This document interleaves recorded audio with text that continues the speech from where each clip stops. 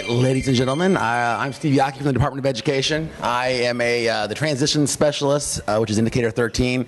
How many of y'all have kids that are 14 over in your buildings? 14 over, so about half of you. So the half that do have the 14-year-olds pay really close attention to this stuff. If you don't, it's good to know it because indicator 13 is a federally monitored indicator that requires 100% compliance, and it basically, and I'll kind of go into a little detail about that.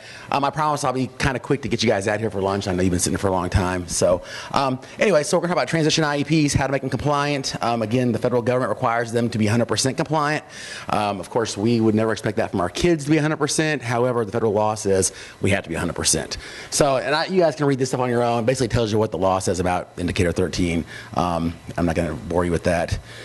What we look for when we monitor IEPs for compliance, for transition, we want to make sure that there's evidence the student was invited. You want to make sure that, and this is again for 14 and over, so if you have little kiddos, not the case. Appropriate measurable post-secondary goals. So what does the kid want to do when they leave the school? What are their long-term dreams and aspirations as far as education and employment? Evidence that the post-secondary goals are based on age-appropriate assessments and updated yearly. We'll talk about this stuff in a little more detail in a moment. Annual transition goals need to be compliant.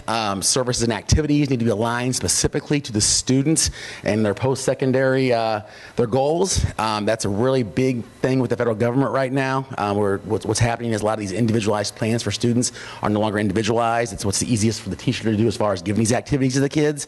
There's a good chance that as far as what's acceptable now will change in the future. We'll talk about that. As well as there's evidence that a representative from a participating agency was invited. Basically what they're saying is you can't assign voc rehab to a student unless they were invited to the case conference. And also make sure you have the course of study, certificate, Core 40, general. That's 100% across the state for compliance. Nobody ever misses that one because it's a drop-down box. I think only one time in the years I've been reviewing IEPs that's been missed. Transition assessments. You want to make sure that every year you're giving a student an assessment for education and employment. You want to update this yearly. You want to make sure the assessments you're giving your students are not the same one year after year. It is okay to give the students, if you have all ninth graders and you want to give them all the same assessment, technically that's okay. It's not really the best thing to do because different kids have different needs and desires and wants and strengths and interests and all that. You want to cater it to those students. There's no reason why you'd want to give the same assessment to every kid in the same grade level because there's hundreds of assessments out there. They must be age appropriate. You would not want to give a 14-year-old an assessment that you'd give a senior in high school because the ones as they get older are a little more focused on the career path they're going to go after high school or education. Same time you would want to give a senior in high school a what's in my bag assessment. That's for the younger kiddos. This is the big thing with the law, and as far as the compliance across the state of Indiana, this is one of the biggest issues right now. So if you do transition IEPs, please, if you take anything out of this today, this is what you want to take home with you. You always have to have an independent living assessment in the IEP. If the student is determined does not need an independent living assessment or does not need an independent living goal, you do not have to reassess every year for independent living, but you've got to make sure that the original assessment is listed in the IEP. So you got to give the education, you got to give the employment, and let's say you have a student who in 8th grade, 9th grade takes the independent living assessment. The student has the skills necessary to live on their own. Eventually, they're on the same peer or the same level with their peers. You don't need to reassess every year, but make sure that in the IEP you note that in 2014, the student was given the independent living assessment, whatever it's called. He has the skills or she has the skills necessary. You can copy and paste that. That's the only part of the IEP I would say you can copy and paste is that goal year after year, and there's a little blurb, and then add to it. Maybe Johnny's driving a car now. Maybe Sally's babysitting. Add that, but you only got to assess the student one time, and if that one time the student is determined not to have an independent living goal, you don't need to reassess it again. If the student does have to have an independent living goal, then you want to reassess that every year. The two exceptions of the independent living goal of only having to assess it one time is if you have a student who, let's say in 8th grade, is assessed, basically has the same skills as their gen ed peers. You determine the student doesn't need an independent living goal, and let's say 9th grade, 10th grade, and now they're starting to kind of fall behind their peers as far as maybe hygiene and cleanliness and study skills and things like that. Well, then you want to do your due diligence and you want to reassess then. Even though it was determined a couple of years ago they didn't need one, now they do need one. You can see that happening on a day-to-day basis. Or let's say Johnny's at your school and he goes out skateboarding, cracks his head open and gets a brain injury. Maybe he didn't need one before, but now he has a TBI. Of course, you want to reassess then. That's as far as the assessments go, but again, keep in mind that you only have to give that assessment one time. And a lot of times you guys have those students that are transient students. If you give an IEP that comes to your school and the kid's 13 or 14, or not 13, 15 or 16 years old, and there's all this evidence in there based on the student does need to go because they can do this, they can do that, but there's no assessment listed, it's your requirement to reassess that kiddo then and put that assessment in the IEP. You've got to have the assessment listed, when it was determined and why it was determined the student did not need to independently be in goal. Any questions on that? All right. Another area the state's falling back on right now as far as compliance goes is the summary of findings. The summary, and I'll show you where it's at in the IEP if you're not sure what I'm talking about here in a moment. The summary needs to include information discovered on the formal transition assessments, not the academic assessments, not the present level stuff, because there's a place in the IEP for that stuff. The summary needs to be the transition-related information in regards to the strengths, interest, and preference of the student based on those assessments. A lot of times we'll get a call saying, well, we have all that information already listed in the present levels. Well, that's great, but that's present level and academic stuff. You want to make sure you're doing things based on the assessments for transition in the summary of findings. You want to make sure you include the strengths, interests, and preference of the student. And these are the common errors, and these tend to be the ones everybody likes to hear, the common errors, and they say, oh, that's what we do, and I know why we can't do it now. The assessment and summary, a lot of times we'll see nothing but the grades or the ECA scores or the PLAF is copied and pasted in the summary of findings. Again, keep that stuff in the present levels, not in the summary of findings for transition. A lot of times we'll see the table with assessments listed. There'll be 4 or 5 assessments given, grade assessments, but nothing in the summary. So we don't know what you gave these assessments, but we don't know what the results of those are as far as the strengths, interests, and preferences. Make sure you're putting that stuff in there. Sometimes we'll see a summary, and the summary will just talk about Johnny's a nice kid. He likes to go hang out with his friends, but it goes on and on and on and on, but nothing related to the assessments. This is where you want to summarize the assessments. I keep saying that because they're really, I just got the data back for this coming year, and this is a big area of noncompliance right now is the summary. Another one is alignment with what the student wants to do. You have a student, you have this information, and maybe Sally likes to work with her hands. She likes to watch NASCAR. She's a car person. Her uncle owns a car shop. She hangs out there. You have all this stuff in the summary. But then you ask, what are you going to do when you get older? Well, I want to go study hotel management.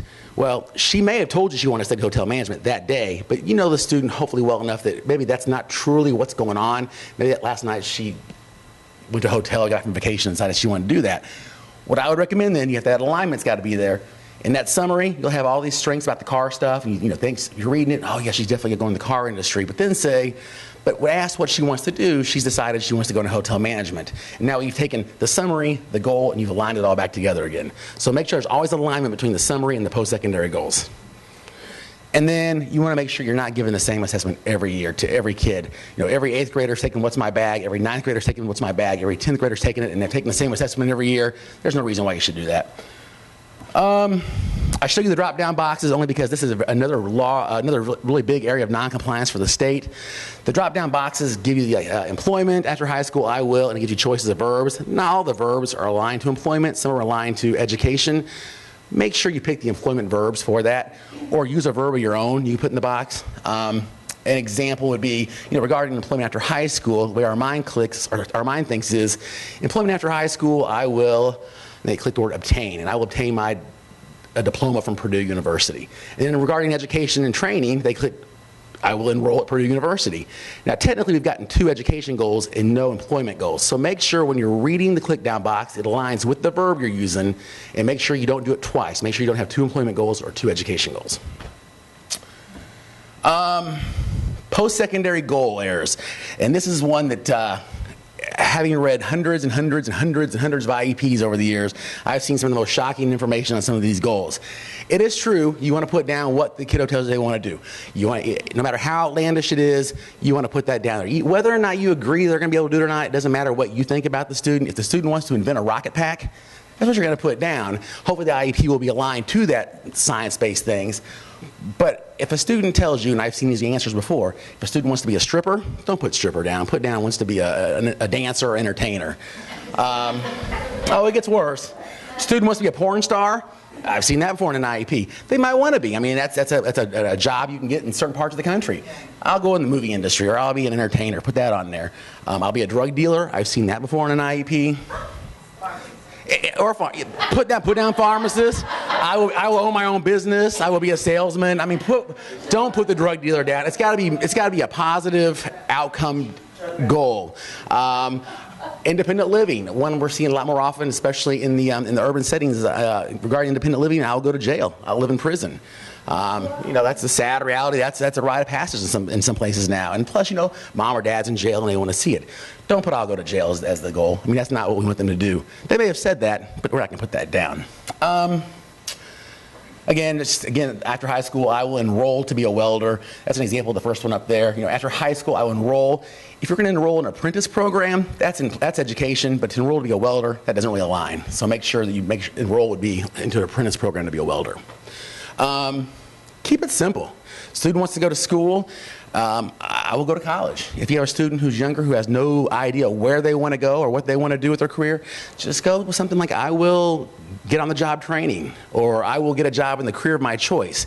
We don't expect kids, at the younger age or even the older age to know what they want to do for sure. I know when I was like in 8th grade, I think I wanted to be on MTV, and then 9th grade I wanted to be, I don't know, a rock star probably, and I didn't ever do either one of those.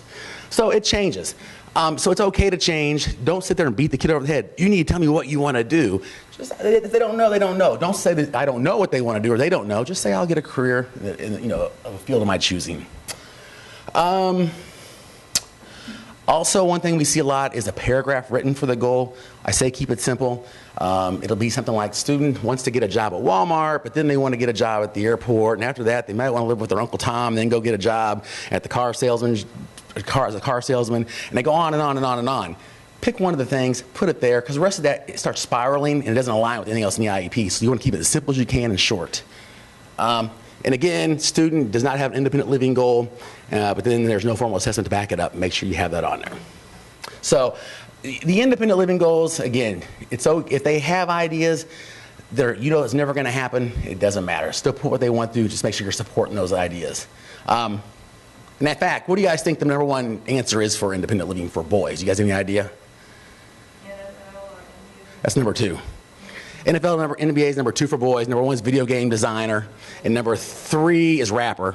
And for girls, it's veterinarian or hair or nails and stuff, yeah. So, you have kids that don't play sports. They want to be in the NFL. That's what they want to do. Hopefully you're going to find them a job maybe in the sports world that's not involved with playing the game, but maybe selling tickets at the local venue or something like that. So no answer is too nuts.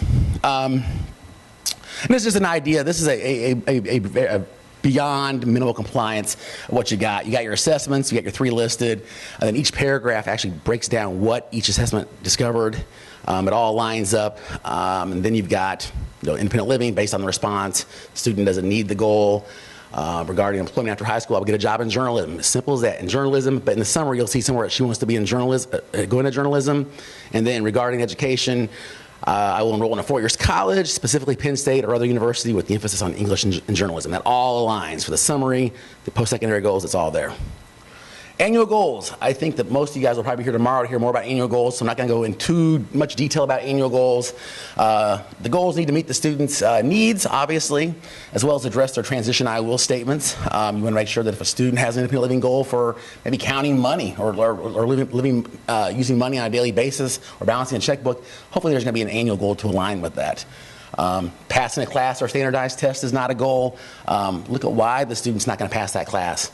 And write the goal to address that. Be specific on your goal. If the student, don't say the student will get a C in math. That can't be the goal statement.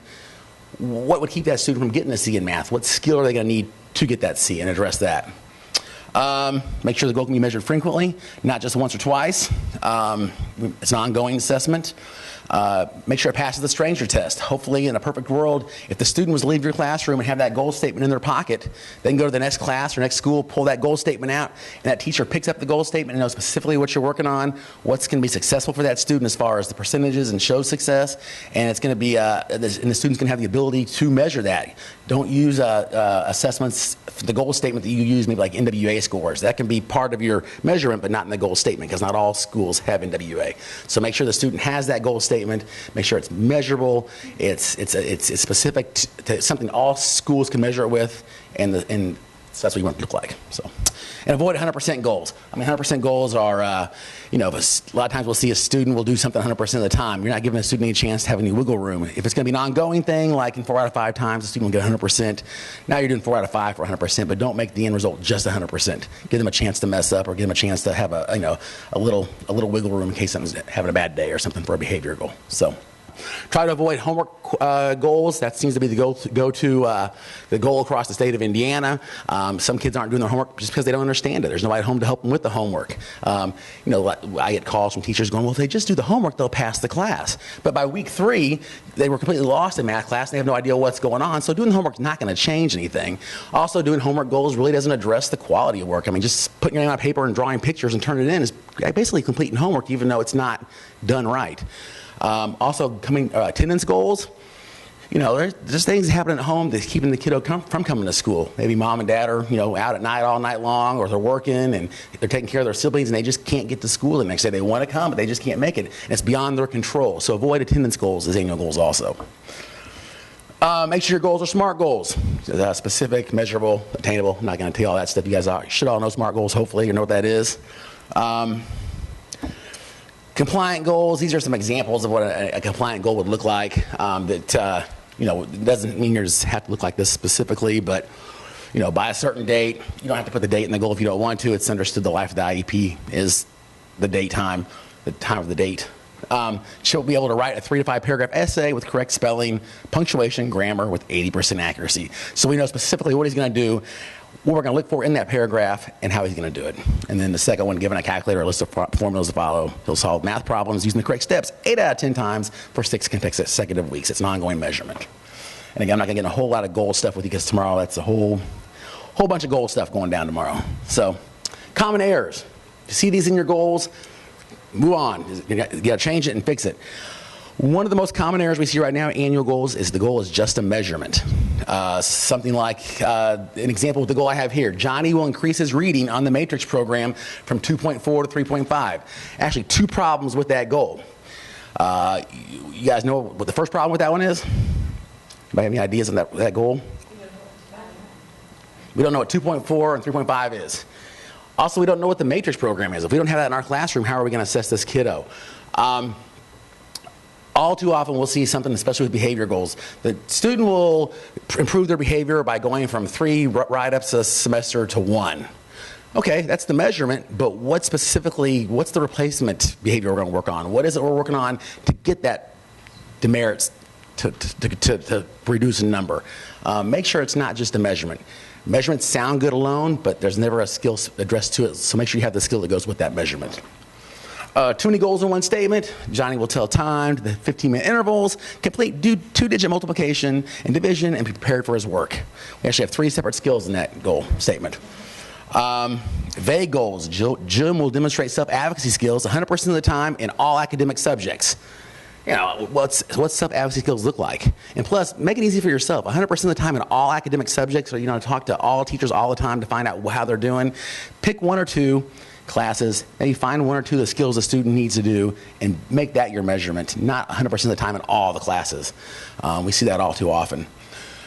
Keith will improve his skills in algebra. 1, to demonstrate mastery of the Indiana academic standards with 80% accuracy. And then you open it up and every standard is aligned to that goal. Basically, you're saying he'll get 80% in math class is what you're saying. Don't put a list of all the standards. Pick 1 or 2 the skills the student really needs. Work on that. The rest of it's understood will fall into place. Passing the class again, he'll maintain at least a 70% English class, or he'll pass the ECA. We don't see so much of those anymore. And then not all school monitoring tools, NWA, Acuity, don't make the goal statement to address that. It's okay to measure with that, but not all schools are going to have those. So make sure it's something that all schools have that can measure. All right, service and activities, and this will be the last section we're going to talk about here. I think I'm flying through this for you guys. This is where the federal government is going to start looking at these services and activities and make sure they are individualized to the student in the IEP and not all students. Right now, the most common answer for services and activities will take next year's assessment. And is that compliant for an IEP? Sure, but how does that address specifically what the student wants to do? If you have 5 students with 5 different disabilities at 5 different age levels, but all 5 of them will take next year's assessment as the service and activity, how is that individualized? Johnny wants to be a doctor, Sally wants to be a veterinarian, Tommy wants to work at Walmart, Billy wants to work at McDonald's, and Jeff doesn't know what he wants to do yet. But all they have is the exact same service and activity. You're not giving them any experiences to find out what it is they want to do, can do, what they like, what they don't like about what they want to do. All you're doing is just reassessing next year's assessment. Get away from just making it next year's assessment. If you do choose to use next year's assessment as your service and activity, there should be another one, a second service and activity that is specific to what that student wants to do. We'll talk about that a little more in a second. First, I'll give you the common errors. Common errors, the by whom section, make sure somebody from the school is always involved. You may not drive the student to the job fair, but it's your job to maybe give the information to the student when the job fair is, or maybe give the address so when the license branch is open so they can get their driver's license. You're not going to sit in the car with them while they're taking the driver's license test, but you're going to help them find the information they need to get that done. Also, again, think beyond the assessment, need to have something aligned to support each post-secondary goal. Every student has a post-secondary education goal and an employment goal. There better be a drop-down box chosen for both those in the services and activities. Most services and activities will coexist with employment and education. Same with annual goals. Independent living is a little different. If a student's got an independent living goal, there better be something specific to independent living. ECAs are not transition services. Taking the test are not. That's something that most kids are going to be doing. Get away from that. If you have a student who already knows they want to go to Rose-Hulman and they're going to major in something specifically, they know what it's going to be and they have to pass the ECA, then you can, in the narrative, say why this student is specifically taking that ECA as opposed to why all kids are taking the ECA. The more specific you are with it, you can take a non-compliant service and activity and make it compliant by being specific to that one student and not all kids. All kids go see the counselor and plan their schedules. All kids get their, see where their credits are online. That's a very common thing. If you have a student with an IEP and you decide, yeah, well, we're going to put you down, put the counselor down, we're going to see the counselor, it's not going to fly. But if you're specific to maybe the counselor has information in regards to a specific program the student wants to get into, maybe the student wants to be in choir and their post-secondary goal is to be a singer, then you'd say, Michael's going to meet with the counselor to figure out what classes are on the schedule that they're choir or music oriented to help him decide, what he wants to do. Now you've made it specific to that student, not just he's going to get a schedule and figure out his classes for next year. Take advantage of the narrative in the service and activities. The narrative can take a non-compliant service and activity and make it compliant. And an example of how this would look, a couple years ago I read an IEP. It was one of the better IEPs I've ever read, and it talks about the student. It was in a rural community in northern Indiana. Student lives on parents have a farm. They have a dairy farm. They sell a lot of money, obviously, is in this farm because the farming that goes on there. He wants to take over the business. It talks about that in the IEP. Every weekend he's working with his uncles out on the farm, out in the fields, but on the weekdays he's helping mom and dad with the daily operation of the farm. Talks about all this stuff in the service and activities. Talks about, or not service and activities, in the summary. Talks about, his mom and dad are, or there's a boss on the farm, and talks about how they're going to align his working with the guy that runs the stuff for the family, teach him the skills of how to be an employee. All this good stuff's on there. Kids in FFFA, he was like the president of it, all this stuff. So the kid's gonna be a farmer. It's all there, it's all laid out in front of you. But the service and activity, one says small animal and one says large animal. That's all it says. No idea what large animal, small animal is. Have no clue. So I call the director and I say, hey, this kiddo, it's all aligned. He's gonna be a farmer, we get it. Well, what's small animal and large animal? And it was gonna happen 30 times a semester. She goes, oh yeah, it's a class we have here. And what it does is it talks about farming animals, large and small, and how you market them and how you sell them and all this stuff. And it's like, well, if you put it in the narrative, it would all made sense, but it wasn't in the narrative, so we didn't know that. Use the narrative to justify what it is these students doing. Because if a kiddo came to you guys with small animal, large animal, would you guys know what to do? I mean, maybe he's petting the animals, I don't know what he's doing. But anyway, so make sure you use the narrative. Here's an example of 3 different service and activities. The first one is the next year's assessment. Like I said, get away from using that, but if you're going to use it, justify why you want to use it. The job tips assessment, the assessment deals with workplace etiquette, taking responsibility, reading social cues, social skills, and communication. Okay, we know what the assessment does, but then it says Brandon is very literal and needs to be able to read others better. So we know why Brandon is specifically taking this assessment, because he's very literal. He needs to learn to read other people better. So that justified that. Talk to a military recruiter. Brandon wants to join the military. He needs to understand the requirements to go with this. By talking to the instructor, he gets a better idea of what this involves. So now we've got something specific to the student. He wants to be in the military, and talking to the recruiter, if somebody comes to your school, hopefully, or has access to your students, that's a service and activity that's compliant for this student as an individual, not as a group of kids. And then occupationalhandbook.com, which actually is no longer a website, so don't look it up. But in essence, is a very general one, but it just gives you information about what the student's doing or what jobs are available and the training it takes. Service and activities. I'll leave you on this. Make sure that you're picking service and activities that are, again, aligned to what the student wants to do. There's so many things going on in your school that you could probably that students are already doing that could be compliant service and activities. If kids are taking special elective classes that are aligned to what they want to do post-secondarily, that's a compliant service and activity. Put that down. If you have a kiddo who wants to be in computers, you have an IT guy in your building, maybe they can interview the IT guy, ask him 5 questions. Do you like your job? What do you like about it? What don't you like about it? 5 simple questions. Help them write those questions up. Call Mr. Smith, the IT guy, up and say, hey, I've got Sally here. She's going to come down and ask some questions. She goes in job channels for half a day or a period, ask the questions. And now next year, you can put that as your transition assessment. That's a real-life assessment. In the summary, say, last year, Sally talked to Mr. Smith, the IT guy. She thinks that she really wants to do it now because she found out that it only takes 2 years of schooling and she gets to work on the computers all day long. That's why we're doing these services and activities. They're meaningful to the student and what they want to do. Kiddo wants to be a police officer, have them talk to the school security guard. I mean, there's all kind of things you can do in your school community that are specific to these kids other than just taking next year's assessment. And then there's some cases that, it's hard. You might not see these kids all the time, or, these are the drive-by kids, or all you're doing services for them for once a week for 20 minutes. But still, ask their teachers they have in the classroom. Say, are you guys doing a career research? And if they are, a lot of schools are doing that now, or career classes. Take that information they got in that class, use that as next year's assessment, and summarize what you found out. You didn't even do it. They're already going to do it in their English class, but get access to that, use that as their assessment, and base some of that information from the assessment or the classroom assignment they had. Any questions on that?